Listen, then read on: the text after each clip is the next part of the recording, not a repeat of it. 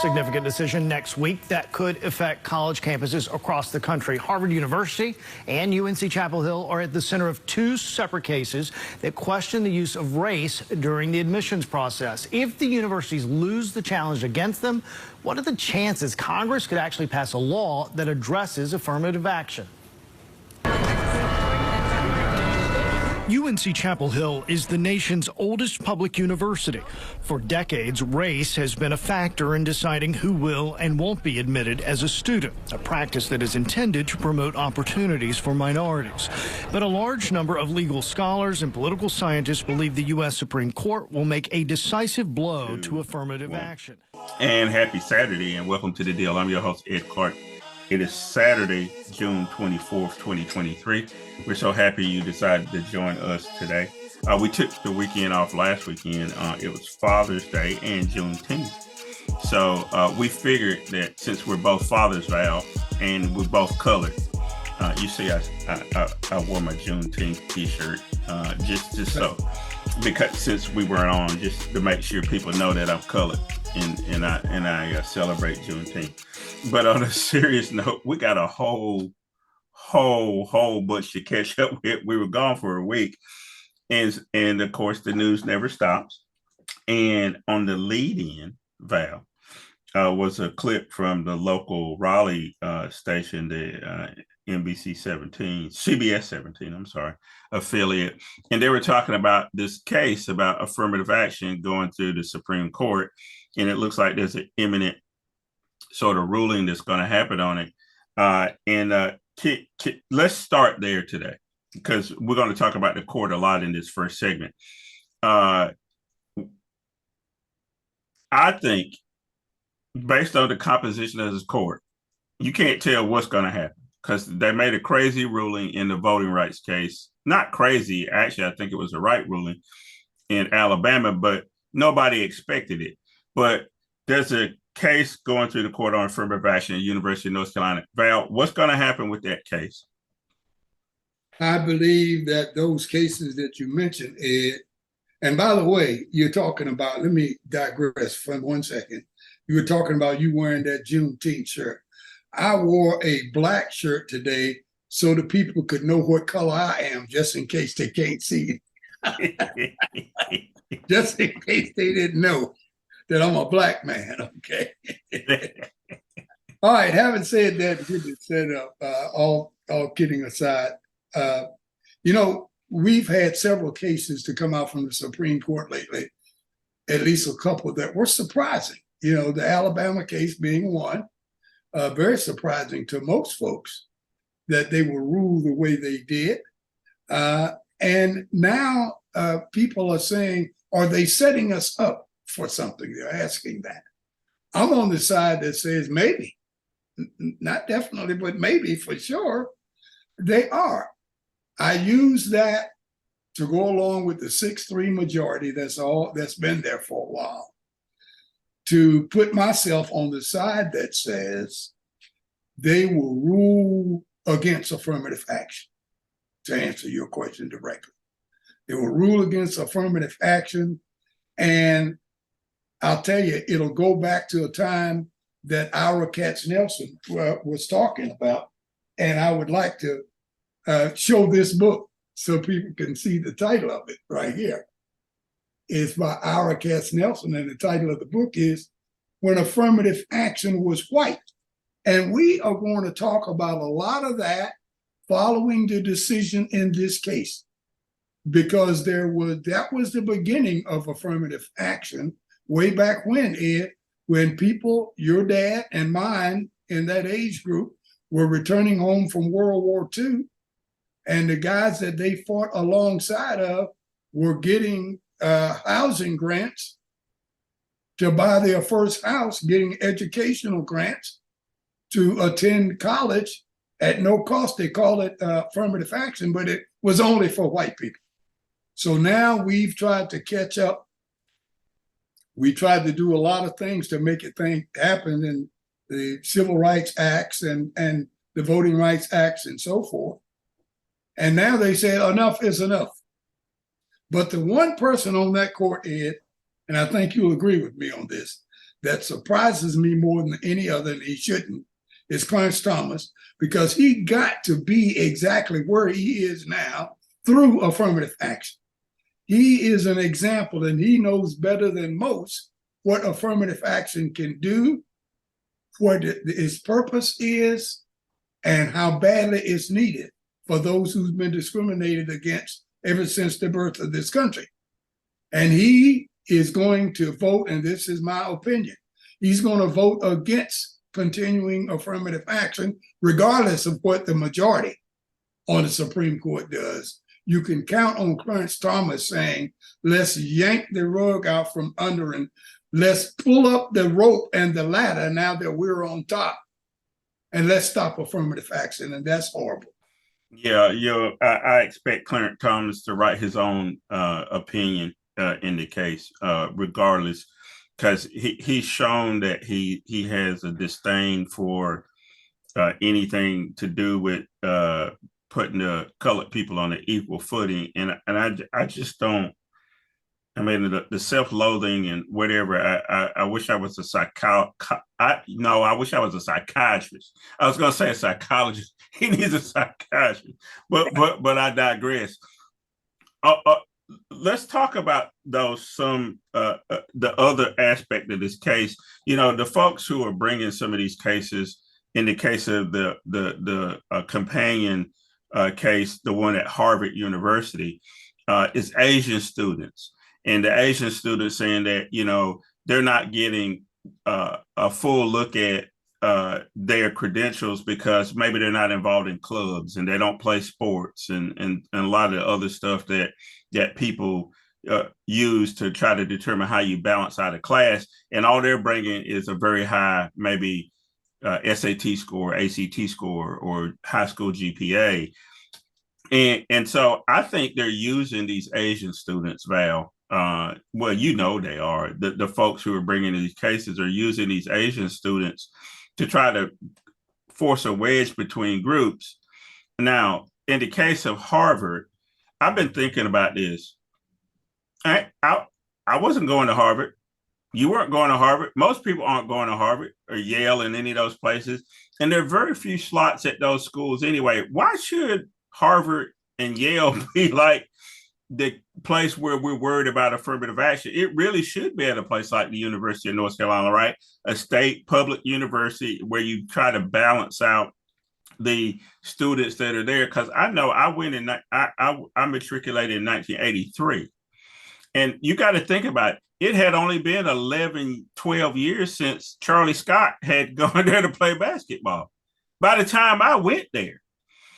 So talk to me about this thing of trying to use these Asian students to try to form a wedge between groups, because they don't really care about the Asian students either, do they, Val? Well, I love the word you use the Asian students, because that's exactly what they're doing. There are two different purposes here. If you take everything down to the root level, African Americans, by and large, feel that affirmative action is needed for past transgressions, for times that we were legally denied entry, legally by law, could not attend these schools. And what many Asians are saying is fast forward to the future, and we have some of the highest grades. We should be admitted simply because we are among the top merit-bound students. So there's two different issues here altogether. And so in many cases, Harvard may not, or some other Ivy League school may not be the school that Ed Clark or Val Atkinson could matriculate to by means of just GPA or LSAT or whatever it happens to be. But there's a lot of wrong that went on prior to 1964, 1965 that needs to be addressed. And this is one of the ways of doing that. So I refuse to set aside and be quiet while they try to confuse the issue, throwing Asians in there, saying that they're being discriminated against too. And you can't solve the ills for one group by discriminating against another. I refuse to allow them to play that game, to say that, and you can do both at the same time. Start allowing more Asians in and keep allowing African Americans in. If this means less whites, why not? You benefited from racism for long enough, too long. It's about time you start paying for it. Well, speaking of that, Val, before I go on, I want to remind you, you're listening to or watching The Deal with Ed Clark and Val Atkinson. It's June 24th, 2023, Saturday when we're recording this Saturday morning. And we're trying to get you caught up on the latest news. Val, you talk about that past discrimination. I remember when my father passed away, I going through his trunk. And in his trunk, he had some letters from when he was a young man and he was applying for college. University of Maryland was not accepting any Negroes. The Georgetown University was not accepting any Negroes. Right? He was a good Catholic kid. So he applies to Georgetown. They're not accepting any Negroes. He ends up going to Howard University, which was good for him. And because it was right across the street, almost from the house where he grew up. So let's look at a clip from Lyndon Johnson at Howard University talking about correcting the ills of the past. Freedom is the right to share fully and equally in American society, to vote, to hold a job, to enter a public place, to go to school. It is the right to be treated in every part of our national life as a person equal in dignity and promise to all others.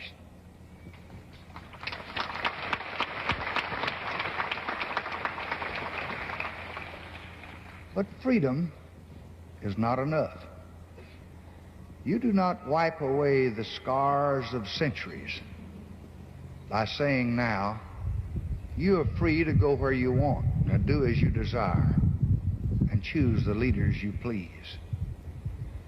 You do not take a person who for years has been hobbled by chains and liberate him, bringing up to the starting line of a race, and then say, you are free to compete with all the others, and still justly believe that you have been completely fair. Thus, it is not enough just to open the gates of opportunity. All our citizens must have the ability to walk through those gates. And this is the next and the more profound stage of the battle for civil rights. So, Val, that was Lyndon Johnson at the 1965 Howard commencement, where he brings up the term affirmative action. He says something needs to be done to correct the ills, because he said, if you can account for all this time we've been here in America where you couldn't do something, and now all of a sudden I say you can, we're not starting at the same place. So I think that's an apt place to end that discussion, because I want to talk about some other court cases. Let's move on to Dobbs. Dobbs is a year old as of today, which ended Roe versus Wade and took away a right that women had grown accustomed to over the last 50 years, that they could get abortion services. Now, the Republicans are in states rushing to do 12-week and 6 weeks ban on abortion, and some would prefer to have none. And now they're talking about this federal 15-week ban on abortion. But if you look at all the polls, Val, it says that people say women should have a right to make a decision. In addition to that, a lot of times those services are needed not because a woman wants to eliminate the pregnancy, they want to save their life. Why are the Republicans on the wrong side of this? I hear people a lot of times say the dog has caught the car, right? And they've been saying they're going to end abortion, but all they're doing is making people mad. Will this help the Democrats any at all if if they continue to do these 12 and 6 weeks bans, or to go to a federal 15-week? It's already helped the Democrats, Ed. We take a look at the general election in November of 2022, when Republicans were expecting to take over the House by an extraordinary number. They had hopes of taking back the Senate, which neither happened. And they lost individual race in some prospective states that they should not have lost. Listen, people know what they want. They know what they need. Republicans have been caught up in a promise that has long outlived its usefulness, if it ever had one. That was the promise they made to the evangelical right, the Christian right, if you will, that they would end Roe if given an opportunity. And they did that, but they didn't just do it with legislative maneuvers. They did this with a guy by the name of Mitch McConnell having the nerve to deny Barack Obama the opportunity to appoint a Supreme Court justice. And also, the election of Donald Trump allowed the appointment of 2 others to become justices that should not have happened, would not have happened had Hillary Clinton won the election. So now, instead of it being a 5-4 court one way or the other, it has become a 6-3 court. And we've not seen anything like this since the Warren Court. But at any rate, it has the opportunity to make some decisions that are going to be far-reaching and may last throughout my lifetime and yours. Yeah, it definitely will last that long. I mean, they got some young justices on the right that are on the court. I mean, at the bare minimum, say Alito leaves at some point, you're still going to have a majority on the other side of 5 justices. Here's the other thing, Val. The court has been fast and furious with rulings.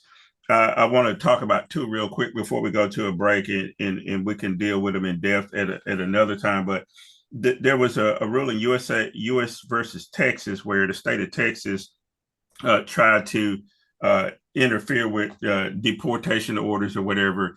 The Biden administration, had a plan, and so the state of Texas tried to sue 8-1, which was surprising to me. I think Alito was the only one that was in the dissent there.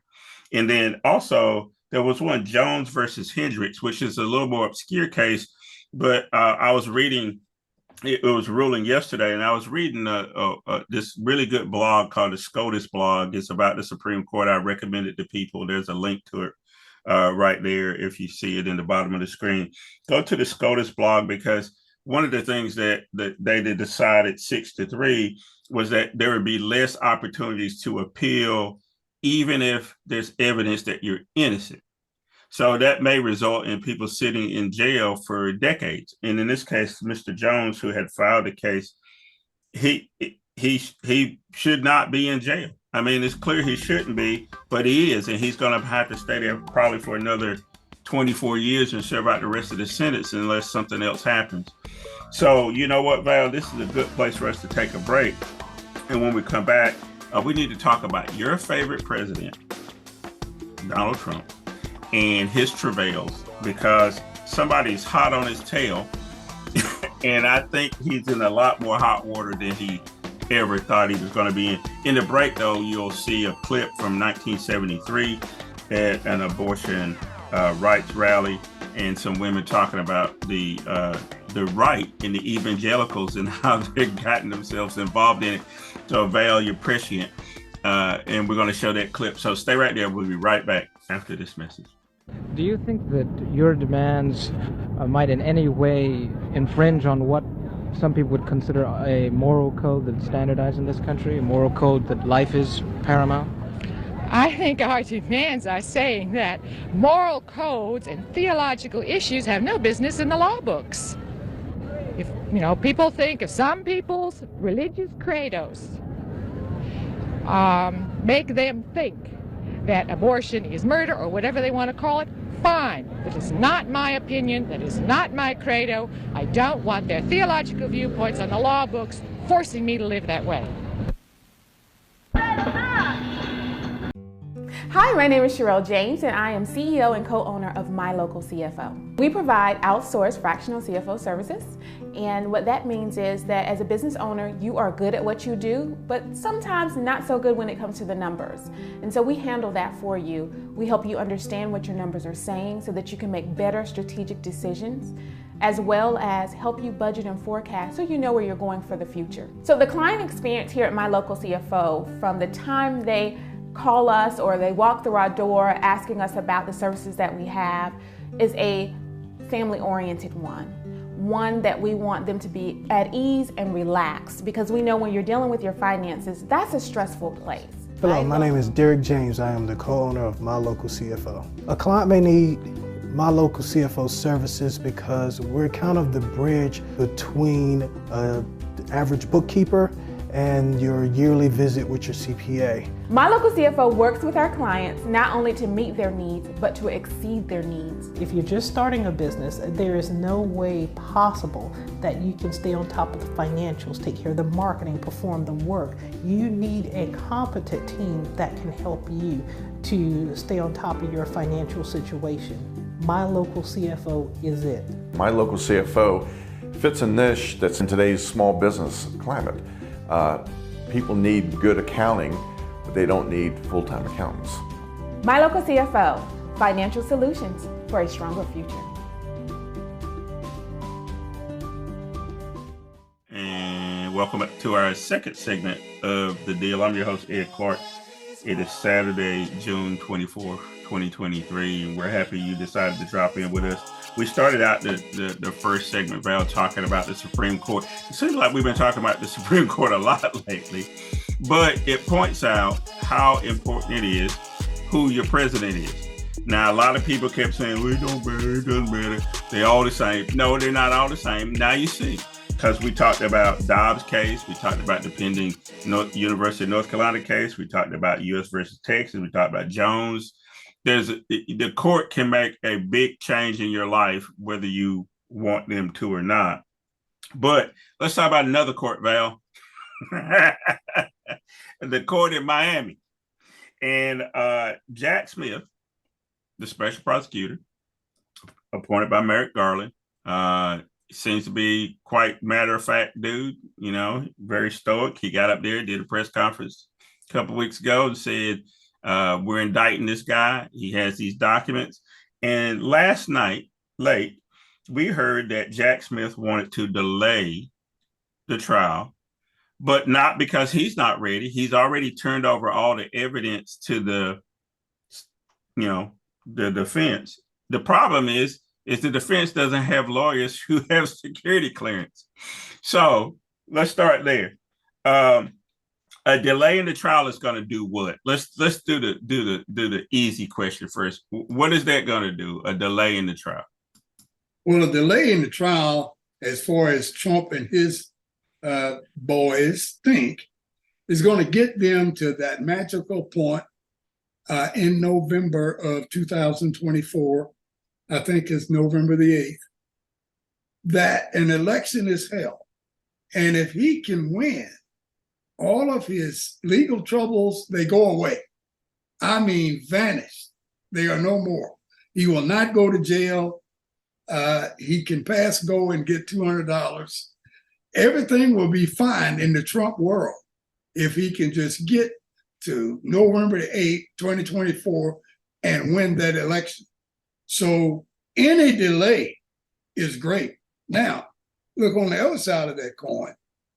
If the delay is not there and somehow he is convicted of these felonies prior to the election date, he may not only may he not win the general election, he may not even get out of the primary.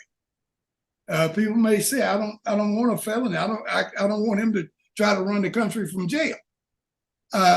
So this is very important to him to delay as soon as possible.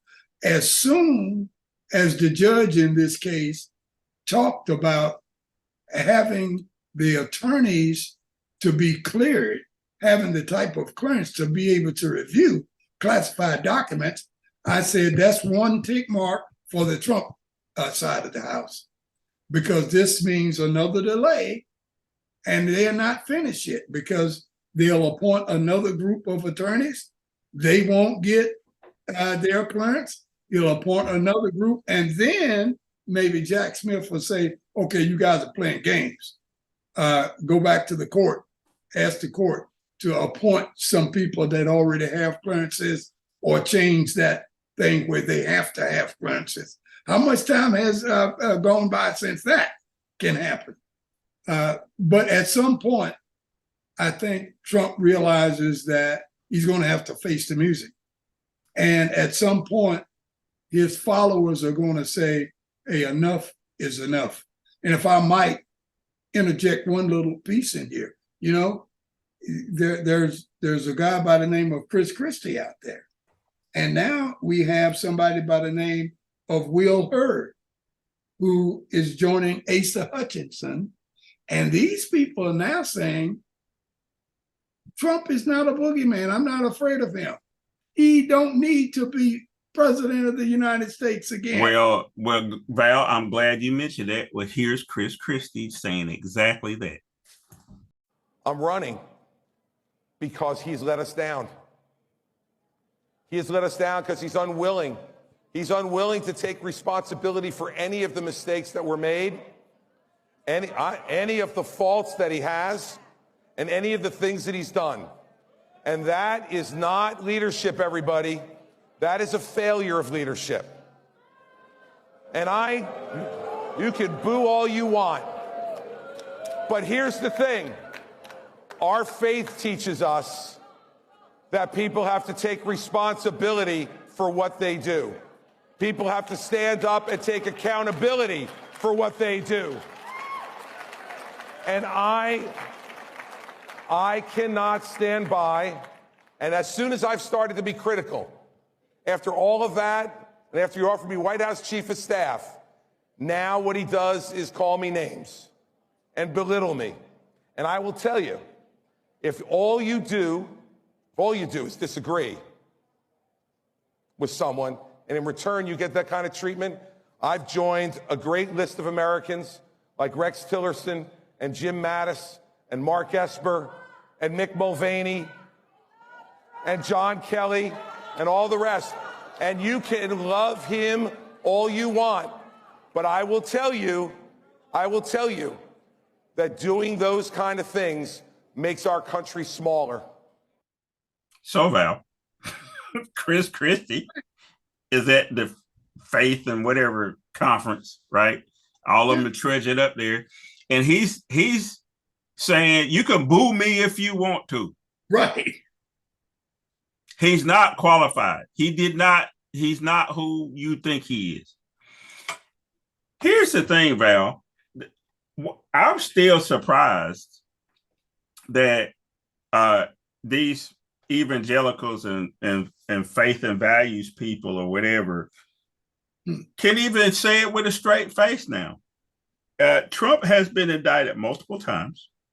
He's likely to be indicted again. He was charged with sexually assaulting someone, and he lost that case, even though it was the civil version of it. And all I hear is Hunter Biden's laptop. They're even dragging up Hillary Clinton again in her emails.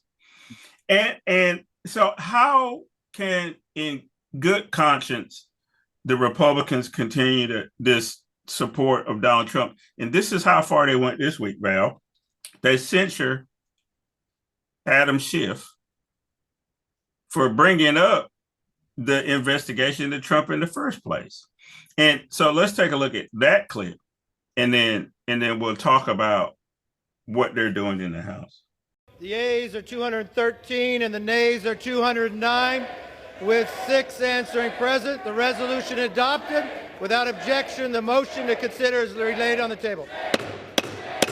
House will be in order. I'll wait. Will Representative Schiff present himself in the well?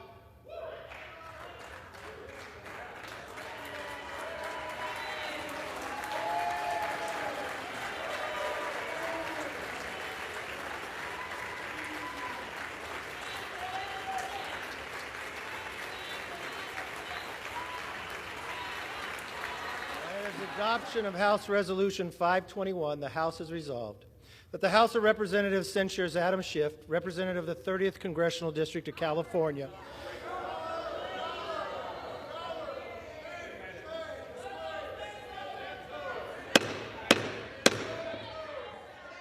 So there's your leader, Kevin McCarthy, banging the gavel. He got to his 213 votes to censure Adam Schiff. But guess who they haven't censured, Val? Santos, the serial liar who's also been charged with a crime. They can't even bring themselves to censure him.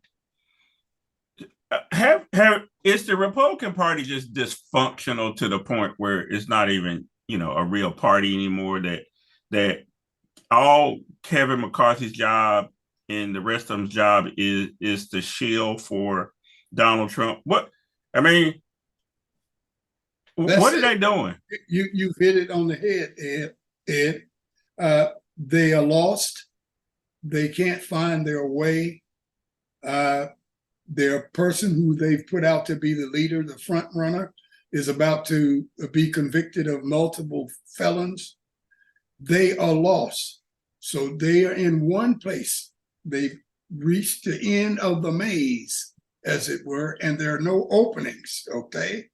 The only thing they have left in their toolbox is hate Democrats, hate progressivism, hate liberalism, and hug two things: Donald Trump and wokeness, whatever that means. They don't even know what it means. That's what they're doing right now. They know they're lost. All of them know within their heart of hearts, Ed, that sometime real soon, could be as early as 2 to 4 years from now, there won't be anything called the Republican Party. Yeah, well, they're lasting a lot longer than I thought they would. I thought Donald Trump would just tear them completely apart, even during his administration. I thought there would be at least some people who were honest enough to say this is complete bullshit, but it's not. And as a proof of it is they brought John Durham up to the hill, and Durham, if you remember, is the prosecutor, the special prosecutor appointed by the Trump Justice Department to investigate the Russian collusion thing, and it turned out to be a complete disaster, Val, to the point where even Matt Gaetz, who is supposed to be on the side of Donald Trump, jumped all in his shit. John Durham saying that he was a deep state operative. Let's look at that. Do you? I do not know that. I can't give you the answer. For years, you had years to find out the answer to what Mr. Jordan said was the seminal question, and you don't have it. And it just begs the question whether or not you were really trying to find that out. Because it's one thing to criticize the FBI for their FISA violations, to write a report. They've been criticized in plenty of reports. Some have referred to your work as just a repackaging and regurgitation of what the Inspector General already told us. So if you weren't going to do what Mr. Jordan said you were going to do in that video and give us the basis for all of it, what's this all been about? Well, I'm not exactly sure the import of your question. If your question is, did we try to locate and interview Mr. Mifsud? The answer is yes. Why didn't you subpoena him? Why didn't you subpoena him to a grand jury? I'm sorry, why not? Why didn't you send him a grand jury subpoena? Mr. Mifsud? You'd have to find Mr. Mifsud before you could serve a grand jury subpoena on him. You guys were out in Italy. Was it you and Bill Barr looking for authentic pasta over there, or Mifsud? No, we not. We were looking for information that might help us locate Mifsud. But you know who I think could probably locate him? The features of Western intelligence and possibly our own government that put him in play. Like, your report seems to be less an indictment of the FBI and more of an inoculation, lowercase I, of course. And like many inoculations, it may have worse consequences down the road. We'll have some time to discuss this matter further, but it's just hard to like pretend as though this was a sincere effort when you don't get to the fundamental thing that started the whole deal. I yield back. I was away from my family. So Val, we can say the dog caught the car, or Fonzie jumped the shark, or whatever the term is to indicate that things have completely gone off the rails, because they wanted this Durham investigation, right? All they talked about was how Durham was going to come up with all this information. He had 3 cases he brought to trial. He lost outright 2 of them. He got a minimal plea on a very minor count of not telling the truth to an investigator. 4 years, multiple millions of dollars. And then he couldn't even explain what he was even investigating at one point during the hearing, Val. And then the clip we just saw, Matt Gaetz, who is supposed to be on Trump's side, just says, well, you're a failure because you didn't bring any charges. Maybe there were no charges to bring, right? That it seems to me that the real story here is that they wasted everybody's time because Trump did collude with Russia. Right? Isn't that the moral of this story? It's the exact moral of the story. And this is what happens, Ed, when you go into some type of an investigation already having made up your mind as to what the conclusions ought to be. And you try to make the facts and the discoveries fit what you've already decided. And Durham found out early on that that was his case. He was up against a bad ending. So he had to end it the way he did. Now, his followers and supporters didn't like that ending. So now they want to jump all over him and say how incompetent he was and what a bad job he did. He didn't have anything to work with is the reason he didn't come up with anything. So there's no surprises to what happened with the Durham investigation or whatever. What is surprising now that nobody is investigating Marjorie Taylor Greene. Nobody is investigating anybody that is considered to be certified, meaning they've been cleared by your psychiatrist that you talk about, Ed, that they're not investigating these type people, and they're all over the Republican Party, but they haven't been taken care of. So Durham did the best he could do with what he had. But the problem was that he didn't have anything. And that is the problem. He had absolutely nothing, and it's come to pass that he had nothing, and blah, blah, blah, blah, blah.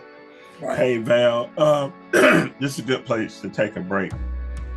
When we come back, I want to talk about Hunter Biden briefly. I want to talk about, you mentioned Marjorie Taylor Greene. She got into a little bit of scrape with her buddy, Congresswoman Boebert, on the floor of the House. And we want to talk about their nonsense around it.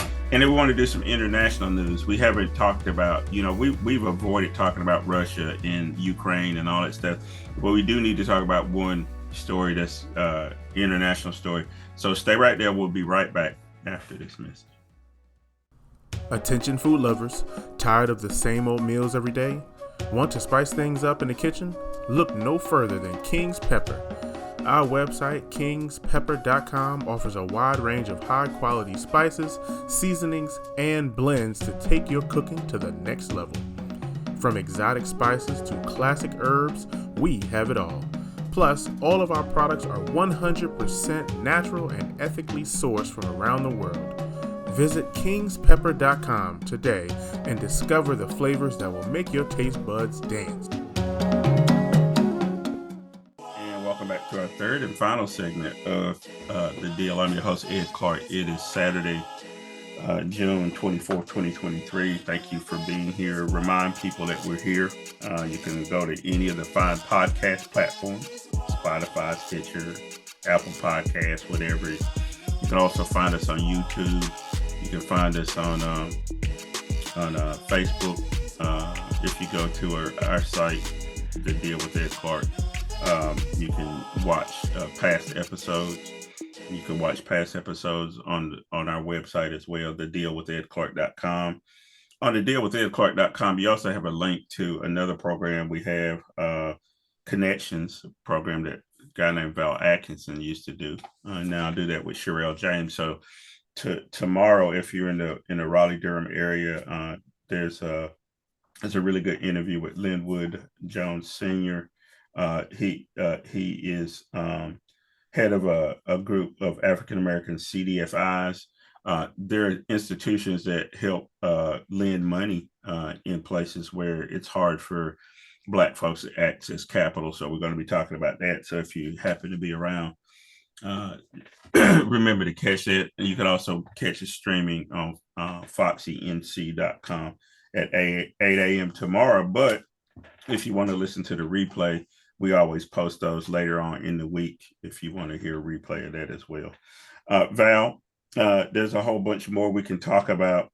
I do want to mention one thing. Kamala Harris is in North Carolina today, in Charlotte, to talk about the 1-year anniversary of Dobbs. President Biden was here last week, but he's been here several times over the last few months, and so has Harris. What does that mean? Do you think they think North Carolina's in play? Talk to me real quick about why both of those folks keep showing up in North Carolina. North Carolina is in play. We gained 1 congressional district, which means 1 more vote in the Electoral College. North Carolina is not, the Democrats are not giving in to North Carolina Republicans. And yes, it is very much in play for the upcoming 2024 presidential election. So not only have we been seeing them recently, we're going to see a lot more of them coming up in the future, because North Carolina is a battleground state for this next election coming. Yeah, and that's also, like you said, despite the fact that it looks like, the Republicans are going to try to do everything they can to interfere in the election. They want to pass this legislation to finally get voter ID and some other stuff in North Carolina. And North Carolina is going to be one of those states that need to be watched here, and not just because we live here, or not just because Val lives here. And North Carolina is a really important state. I mean, again, 9th most populous state. Apple is getting ready to open their second headquarters here in the Triangle area in Cary. They just broke ground on it's something like $1 billion effort that they're putting into the area. If you look around here, there's a whole bunch of stuff going on. So I expect a lot of other political candidates to be here too in North Carolina as well. Hey, Val, switching gears, Hunter Biden. He pled guilty to a couple of misdemeanor charges on taxes. Everything I heard about the deal, the Republicans are howling that it's unfair, blah, blah, blah. But everything I've read in any serious critique of it says that generally these charges would not even be filed, let alone have somebody plead guilty to them. So talk to me real quick about Hunter Biden. Does he pose a problem for Joe Biden? Clearly, he needs some help. They were even trying to make hay that he went to the state dinner with President Modi from India. And why did Joe Biden let a convicted person come to the dinner, whatever, blah, blah. It's his son. Come on. So does Hunter Biden still pose a problem for Joe Biden, or did he ever really pose a problem for Joe Biden? Never posed a problem in the first place. It's become a Republican talking point. The more it is talked about, the better for Republicans. They would love for us to be doing nothing but talking about that, because the more we talk about Hunter Biden, the less time we have to talk about other things that are more important to the people that they don't want to talk about, that they'd rather not talk about. They would love, Ed, to just turn on their devices and their televisions or whatever and see us talking about nothing but Hillary Clinton, Hunter Biden, and those kinds of things, and problems within the Democratic Party. But we ain't falling for it. And they've got to get their own talking points. They got to spend money to do that. If they want to have it to broadcast over the airs, they're going to have to buy ads to talk about it. Yeah, I wish they just shut up though and worry about some real stuff like the economy, because they almost crashed the economy a few weeks ago because we were in the midst of the crisis over whether or not the debt ceiling was going to be raised. They haven't done anything about immigration. All they keep trying to do is pass. We're not even passing the legislation. They just keep trying to have hearings and stuff. Speaking of that, also this week, they wanted to introduce impeachment papers against Joe Biden. So let's take a look at that, because your other two favorite Congresspeople, Boebert and Green, had a little disagreement about it. I do have to ask you about this exchange, because there was an exchange that is getting a lot of attention. House Republicans Lauren Boebert and Marjorie Taylor Greene reportedly had a heated discussion, shall we say, earlier this week on the House floor. Tell us what that was about. It's interesting because these are two women who are staunch conservatives. I'm wondering what that exchange was about, and does it violate any pre-existing rules of etiquette in Congress? Oh, if there was a violation of rules in Congress for cursing on the House floor, we would have very few members of Congress still with us. But this is different, and I'm glad you asked about it. These are two members of Congress who share a political lane, both arch conservatives in the Republican conference, both very vocal supporters of Donald Trump. But there is a rivalry. It's been brewing, and it manifested itself this week with a misogynistic vulgarity directed towards Ms. Boebert that Congresswoman Greene has reportedly confirmed. This is going to be an issue moving forward. This rivalry between two conservatives who are trying to move what they believe to be the best approach towards impeaching members of the Biden administration, but also trying to make sure that they have the ear of America and the ear of Donald Trump in the process. This is not the last chapter in that story. All right. So, Val, it was like two girls in middle school, except they were on the House floor acting the fool. Marjorie Taylor Greene approaches Congresswoman Boebert, and it's hard to even say that, approaches Congresswoman Boebert because Boebert tries to introduce and get voted on impeachment proceedings on Joe Biden. Marjorie Taylor Greene says, "Hey, bitch, you're copying me. I was going to do that." In the middle of floor debate, floor discussion, they do this. Val, one, clearly the both of them are idiots. And again, they look like two girls in middle school arguing over they wore the same outfit to school or something. But let's talk about the real danger of this. They're never going to get any impeachment proceedings against Joe Biden unless something emerges that we don't know about. The real reason they're doing this is why? Why are they still trying to say Joe Biden needs to be impeached? Well, they want to help the image of Donald Trump. They want to be able to say, oh, this is a made up bunch of stuff and it's all political. Hell, even Joe Biden got impeached, you know? And they should expunge the records of Donald Trump and do this, that, and we need to be talking about something else. And da, da, da, da, da. This is to protect the image of their guy. And it didn't have to be so much Donald Trump.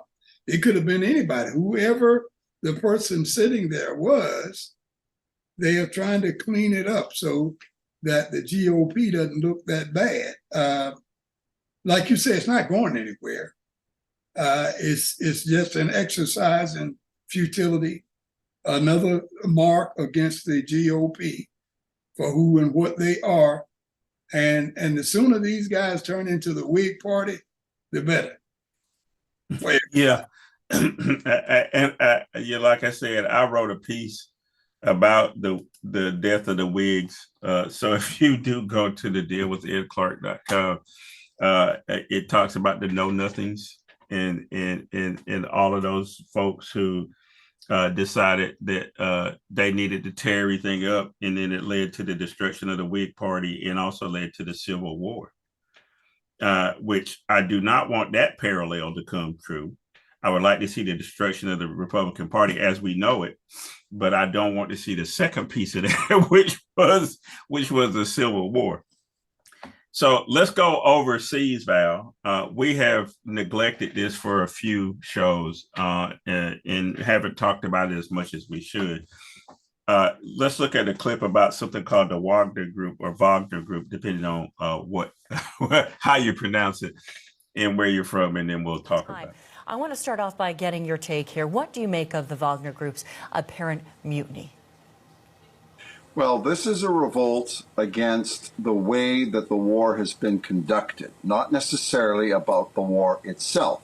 Prigozhin keeps saying he's a patriot, and he is not given up, I believe, on the war against Ukraine to establish a Russian sphere of influence. I don't think that's he's not opposed to that, but he is opposed what he says the corrupt way in which the Russian Ministry of Defense has conducted the war. Specifically, his complaints also about how the Wagner Group has been repeatedly shortchanged by the Ministry of Defense supply chain to him and shortchanged his troops. So they have suffered because of Russian corruption. That's his gripe.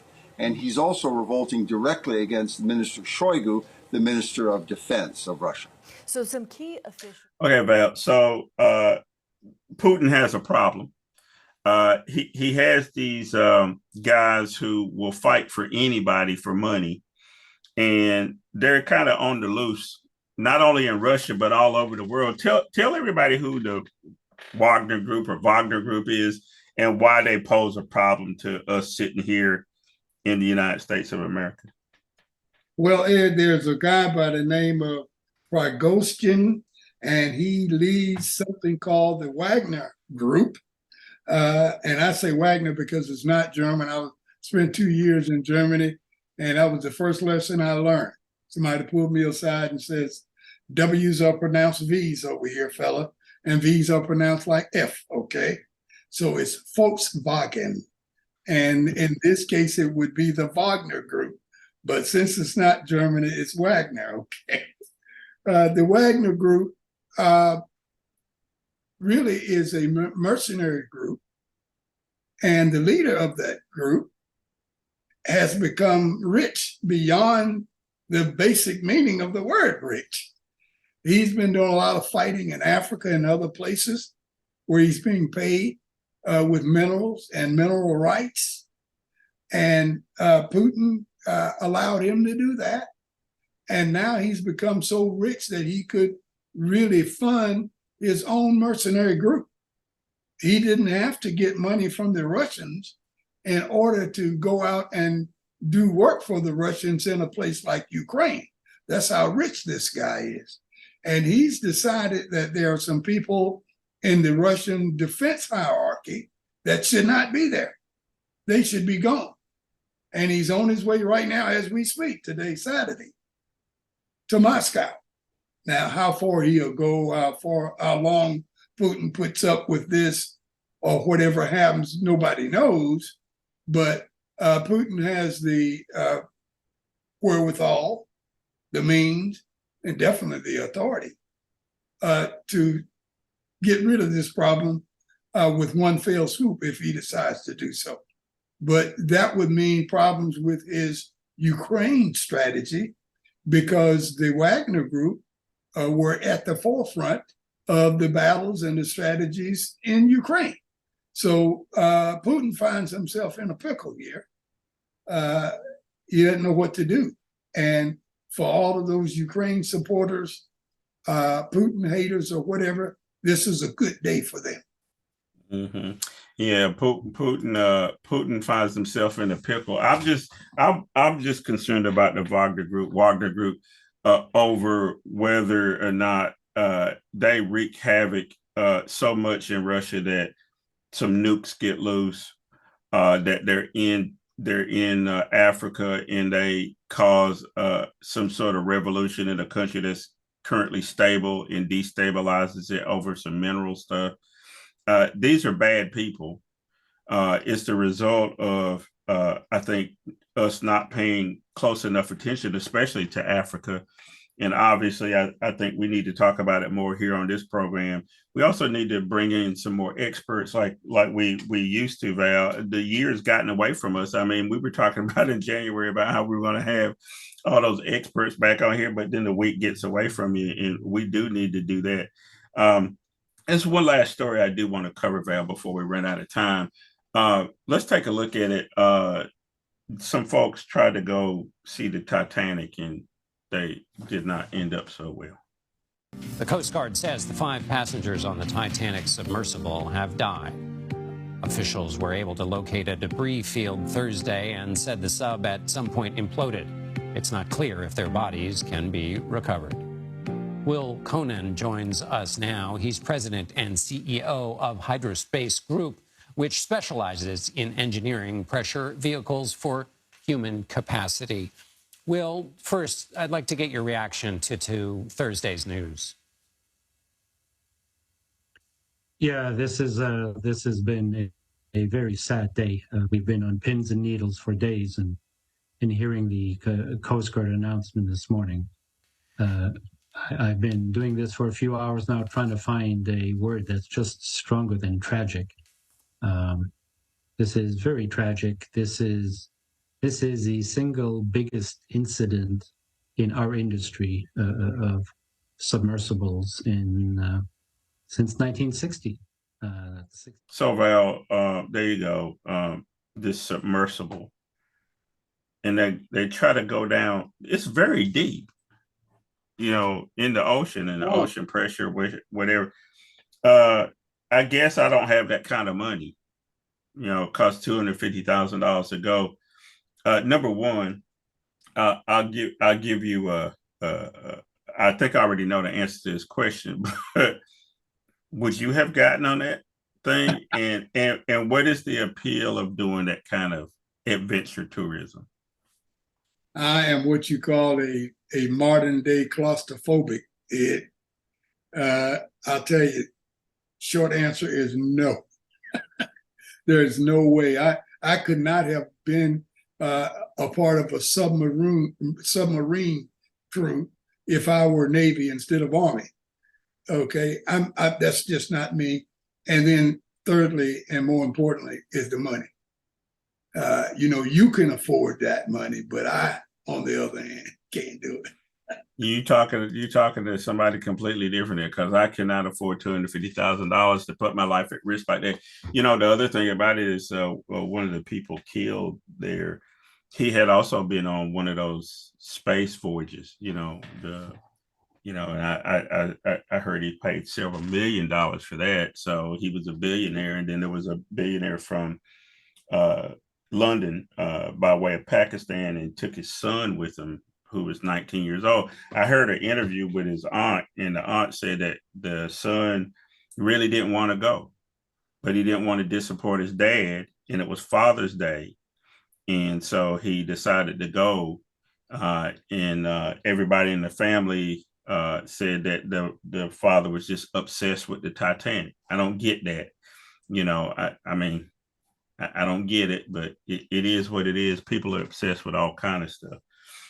Anyway, back to our main point that we were talking about earlier, Ed, about the GOP.